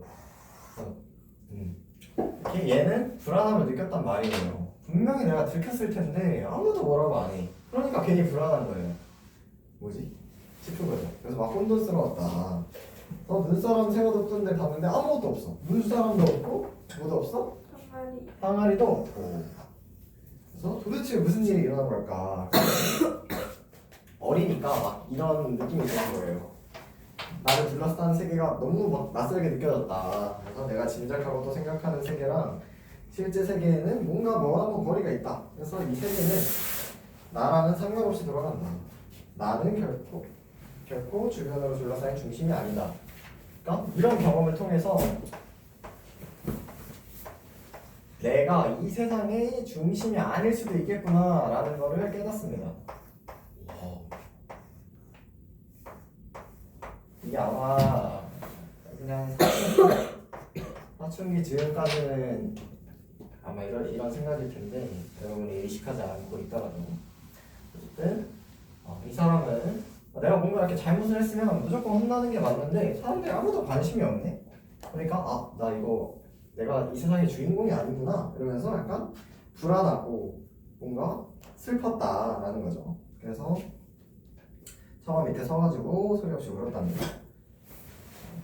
그랬더니 막 우니까 사람들이 어떻게 해요? 엄마가 와가지고 뭐래요? 뭘 잘했다고 누냐? 정초부터 엄마를 못 잡아먹어서 그러냐? 어떻게 항아리 깨놓고 눈사람에 숨겨놓을 생각을 했냐? 그러니까 엄마는 얘를 어떻게 생각하고 있나요? 멋진 귀여운 거죠. 이게 뭐 혼을 내긴 내도 이렇게 볼을 이렇게 잡아서 밑에 막 부어집기는 해도 장난삼아 눈사람에 혼날까봐 넣어놓은 게 귀여운 거야. 엄마의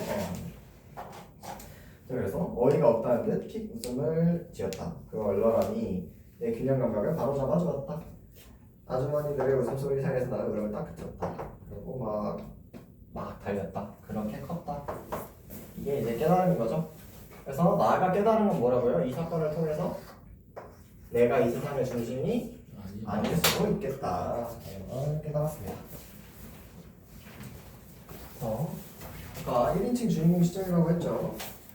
그러면 5번에서 1인칭 주인공 시점에 관한 1인칭 주인공 시점에 대한 설명으로 가장 비슷한 거는 비슷한 문제는 5번에 1인칭 주인공 3번 2번 2번 자, 내화와 외화는 뭐죠? 내부 이야기. 그죠? 내부 이야기. 외화는 외부 이야기죠. 외부 이야기. 아까 얘기했던 X자식 구성이 나올 때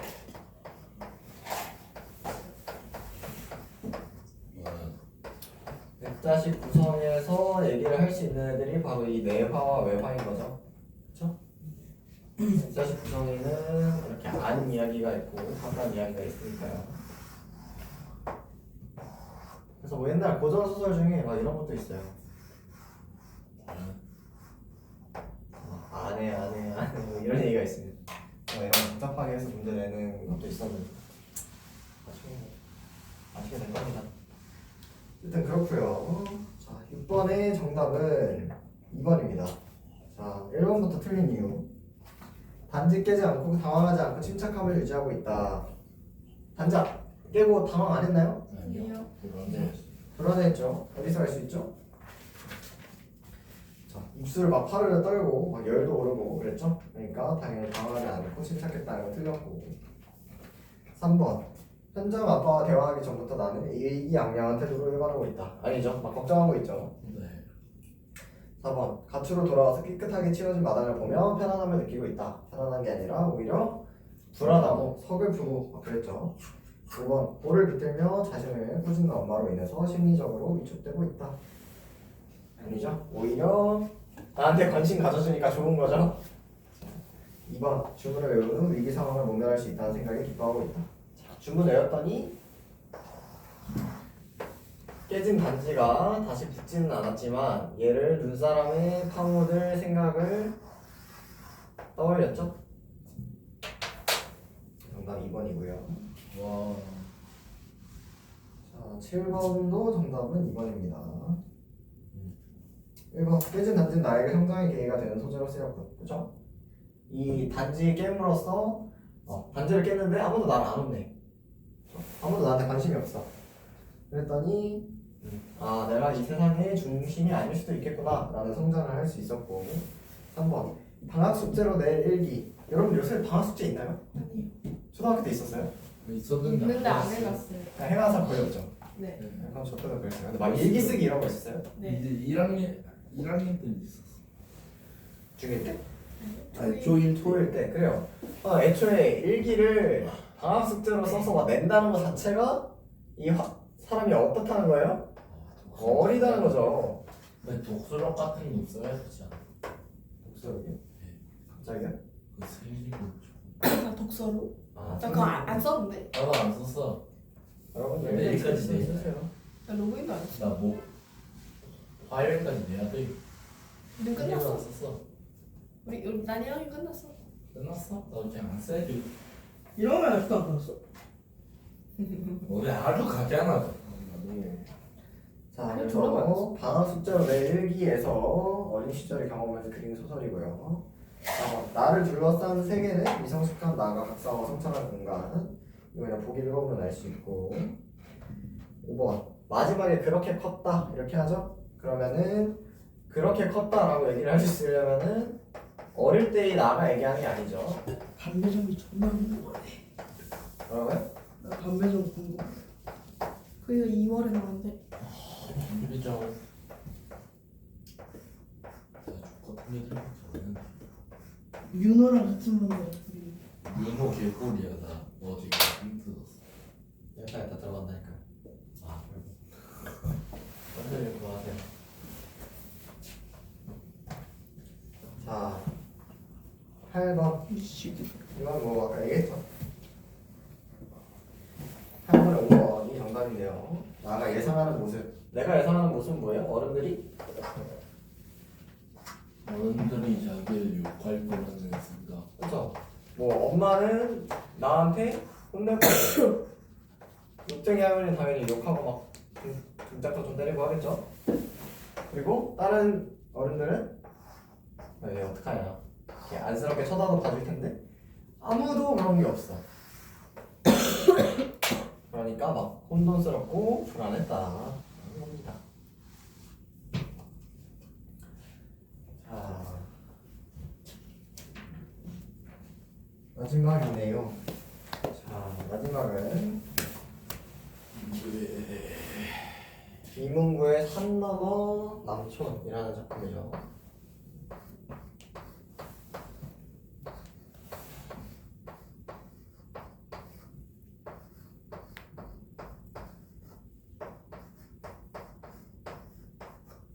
마찬가지로 보기를 봐야 이제 내용 이해하기가 쉽습니다. 12번 보기를 보면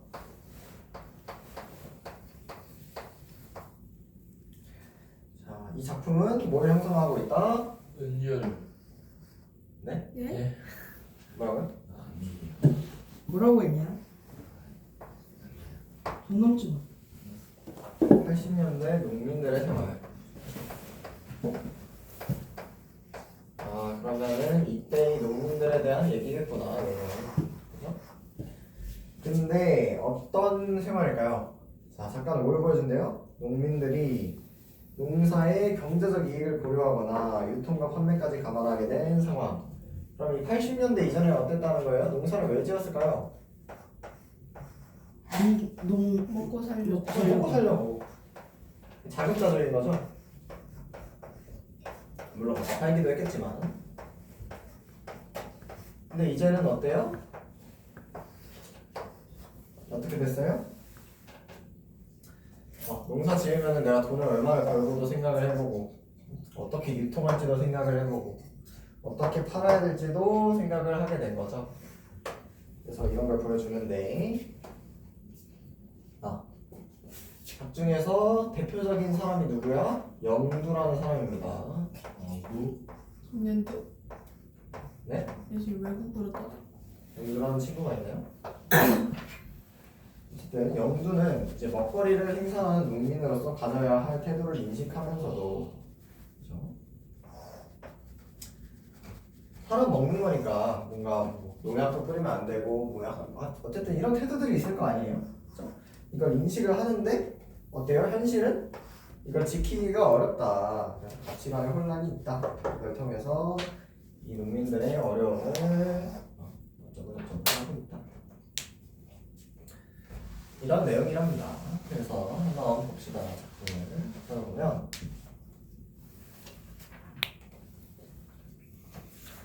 맨 처음부터 인물이 한 명 나오죠.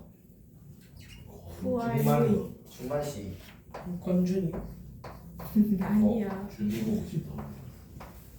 주변만 뭐 하는 사람이죠? 얘가 채소 장수. 날 센서 넣으시면 된다. 전문이래 전문. 밭대기 전문의 최선수죠.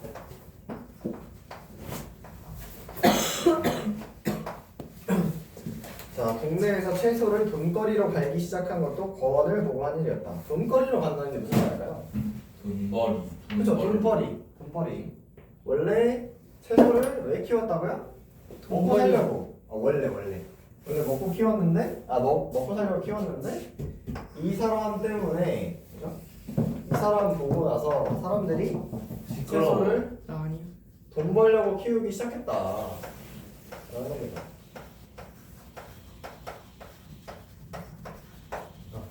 권의 발걸음이 그치지 않는 한 안팎 삼동네의 채소는 사철시장에 고정된 것이나 다름이 없었으니까. 이 사람이 왔다 갔다 하면은 사람들이 이제 기르는 채소 다 이제 팔 수 있었다. 뭔가 좀 능력이 있었나 봐요. 그러니까 이 동네에서 이 사람이 되게 입지가 있었겠죠. 그러니까 권이 얼굴만 비춰도 반드시 손님으로 대접을 했다. 사람이 누워서 흥정하는 대로 그만하면 묻어나였지만 그보다는 그동안 동네에 베푼 바가 그러고도 남음이 있는 덕분이었다. 권은 알만한 사람은 다들 일러오던 채소 정보통이었다. 이 사람 채소에 대해서 되게 잘 알죠. 정보통. 그냥 단순히 채소를 파는 것뿐만이 아니라 잘 팔아요. 잘 알아가지고.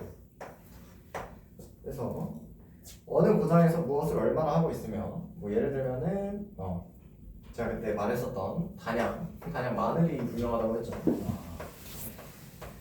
단양에서 뭐 마늘을 얼만큼 뭐 예를 들어서 뭐 100톤 난다 뭐 이런 거를 다 알고 있어. 이 사람이 다 알고 있고 근간의 작황이 어때? 요새는 막 뭐 또 마늘이 막 흉년이었어 이런 걸 다 아니까 장차 회계가 어떻게 된다. 그러니까 돈을 어떻게 벌 수 있겠다 라는 것까지도 이렇게 알려주곤 했다. 그래서 또 인물이 하나 더 나오죠. 아까 말했던 영두가 나오죠.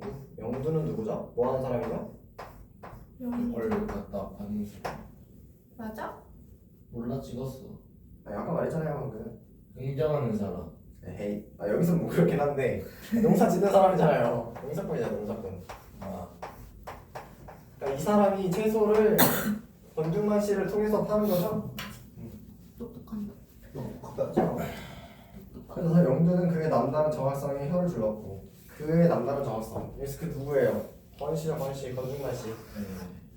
네, 아주 감탄할 만큼 정확했답니다. 한 번은 그 비결이 무언가를 물어본 적도 있었대요. 그는 장사 속에 불어 비세면서 유세를 부려본 직도 하건만 이게 무슨 말이냐? 내가 잘난 척 할 만도 한데 천성이 능준하여 그런지 그죠? 고지식하게 말해야 되나 서슴이 없을 따름이다. 그죠? 이 사람 성격 자체가 그렇지 않았다. 그래서 그건 어려울 거 하나 없다. 큰 종묘상은 뭘까요? 종묘상. 묘를 하는 사람. 그 종묘는 아니고요. 종자라고 하죠. 종자. 씨앗 파는 사람. 씨앗. 농사 지으려면 씨앗 필요하잖아요. 채소 키우려면 그죠?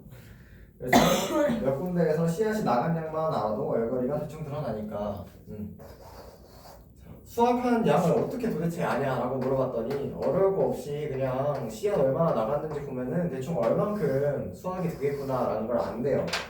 그렇죠? 그래서 몇 년 동안의 씨앗 수급 상황만 알면 4, 5년 앞까지도 내다볼 수가 있다는 얘기네요. 이랬는데 그건 또 어렵대요. 왜냐면 빵이랑 라면이랑 고기 먹고 큰 핵 가져가야 돼. 여러분이죠. 저를 포함해서 김치를 거의 안 먹는데요. 여러분 김치 좋아하나요? 저는 많이 먹는. 왜? 나 뭐 김치 싫어하는 사람도 많잖아요. 그리고 좀 배운 척하는 이거 참고로 80년대입니다. 80년대는 또 되게 막 서구적인 게 그거여가지고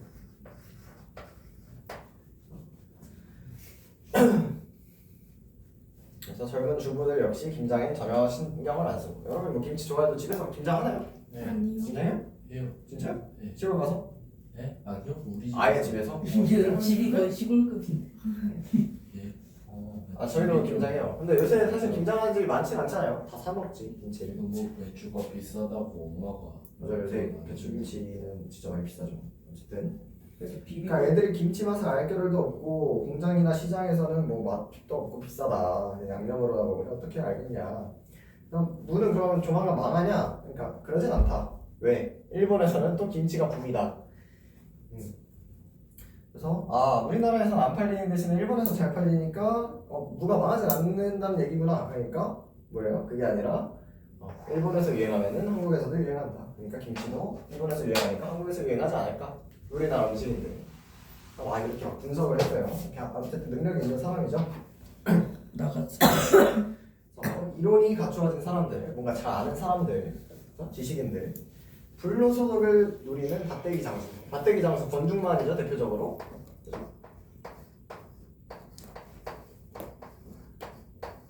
불로소득은 뭔가요? 불로소득. 불로 영생이랑 비슷한데. 그거는 늙지 않는다고요? 불로 소생. 여러분이 정말 좋아할 것 같은 말인데 소득이 줄지 않는다. 아닙니다. 노동입니다. 노동. 노동에 대한 소득이 없다. 노동하지 않고 버는 돈이에요. 개꿀인데? 그렇죠. 머릿속. 누가 이런 게 있을까요? 전문직. 건물주. 노동청. 전문직은 일하잖아요. 건물주. 건물주. 개꿀. 너 되고 싶어 했던 혹은 나중에 뭐 형한테 뺏길 예정. 영생. 코인 부자 뭐 이런 거죠. 여러분 다 부자겠죠. 코인 나락가면. 나락되면 인생이 나락가는 것이. 그렇게 돈 많은 사람들은 걱정할 필요 없습니다. 응. 어쨌든 이렇게 근데 코인 부자도 한 코인 전 재산을 몰았다가 날아가면 슬퍼하잖아. 이 전재산을 넣는 게 이상. 그러지 않겠죠. 애초에 그런 바보였으면 그렇게 돈이 많을 수가 없습니다. 어쨌든 쌤. 네. 저 화장실 하셔야 돼. 안 돼. 화장실 하면 돼. 응, 안 돼.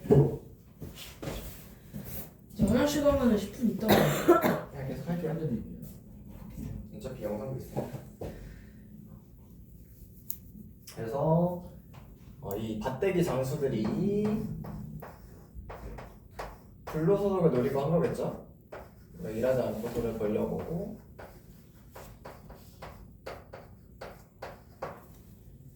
이 사람들 때문에 농산물의 제값도 못 받고 유통구조가 어지러워진다고 몰아세우기에 항상 자신만만했다. 누가? 이론이 갖춰진 사람들, 뭔가 잘 아는 사람들은 이 사람들을 막 너네 때문에 농산물 제값도 못 받고 하는 거야 이렇게 얘기를 계속 했답니다.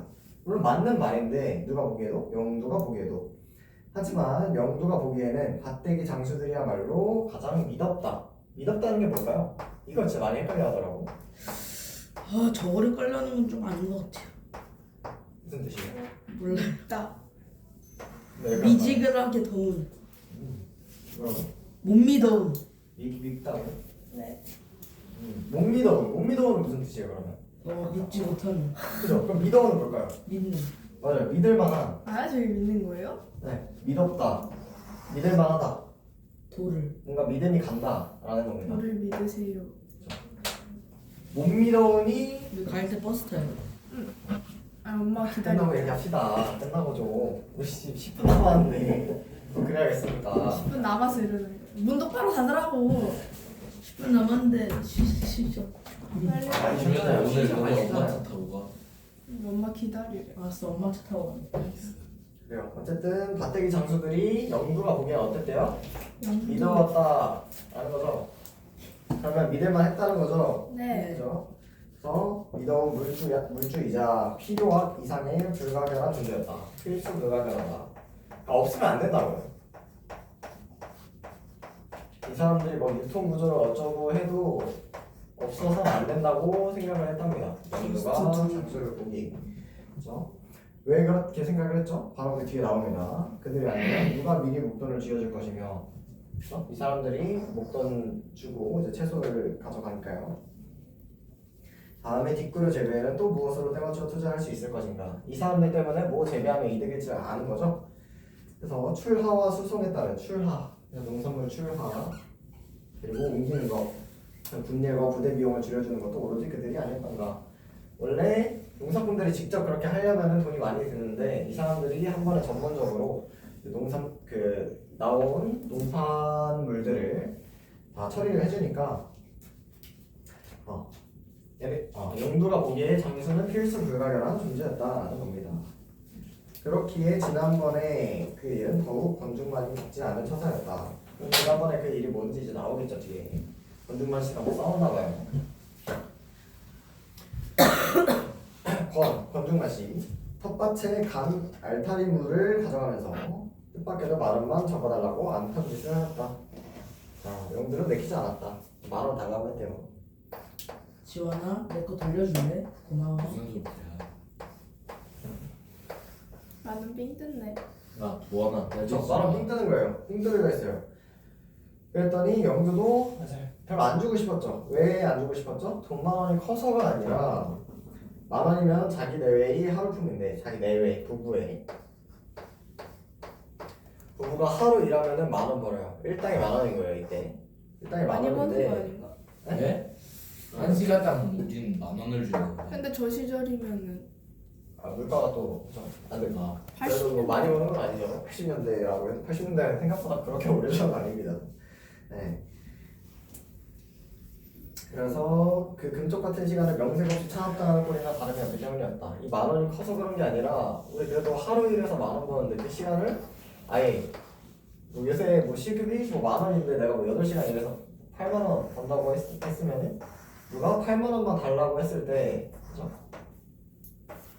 8,000원? 뭐 어떻게 보면 누구한테 큰 돈이고 누구한테 작은 돈이겠지만 내가 하루 종일 일해서 번 돈을 뺏기는 기분이다 이렇게 얘기를 해서 주고 싶지 않았다는 거죠.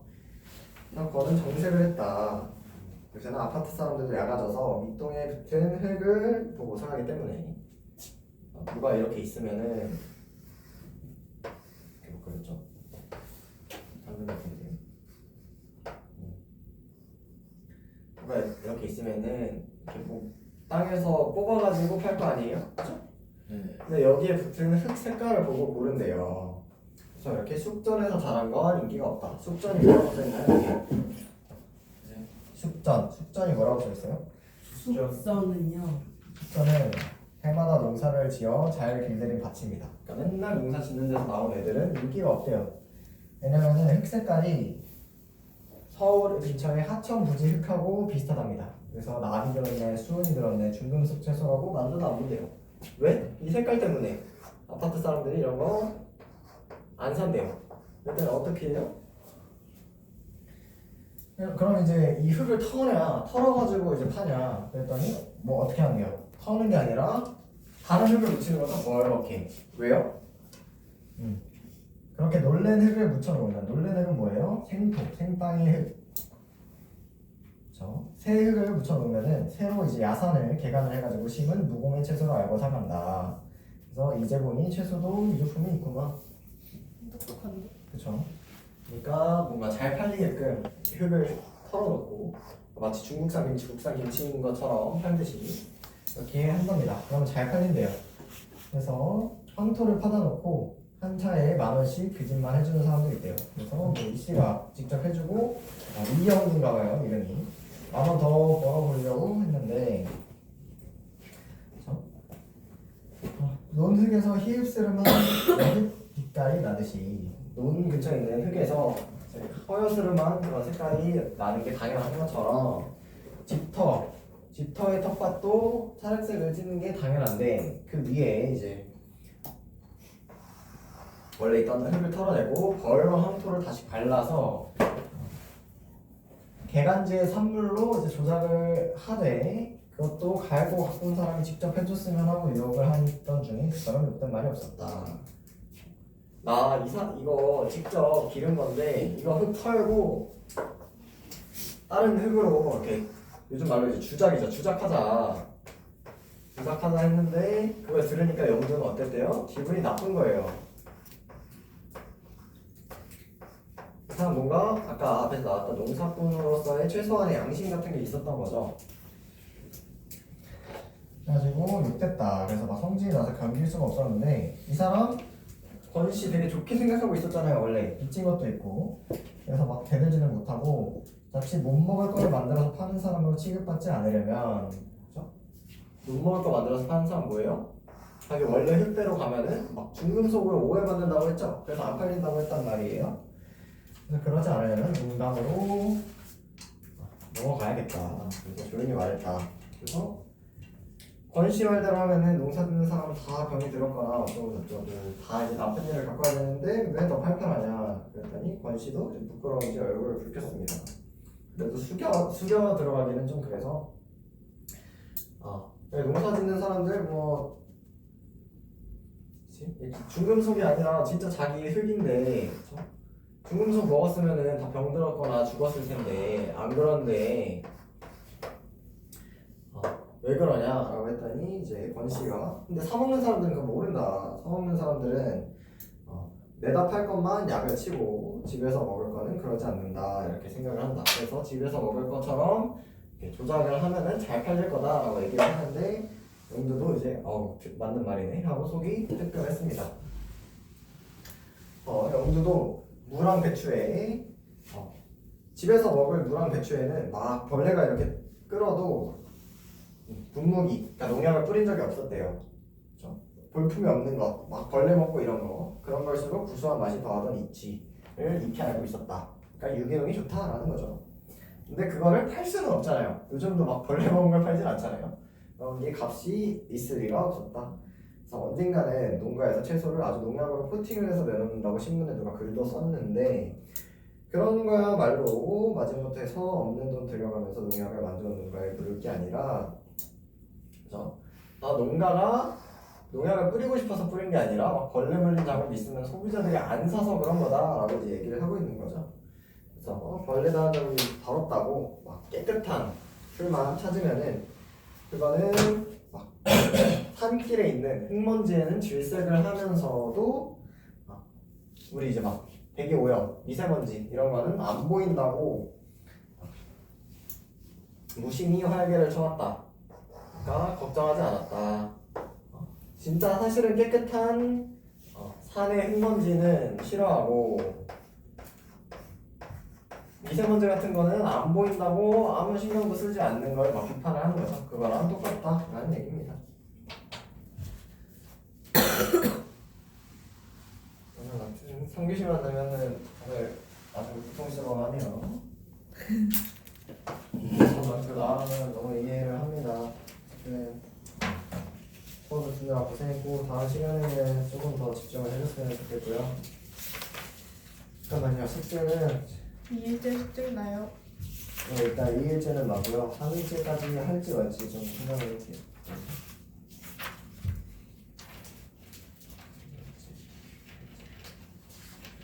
2일째만 해봅시다. 예. 나이스. 저는 2일째까지요. 구독과 좋아요.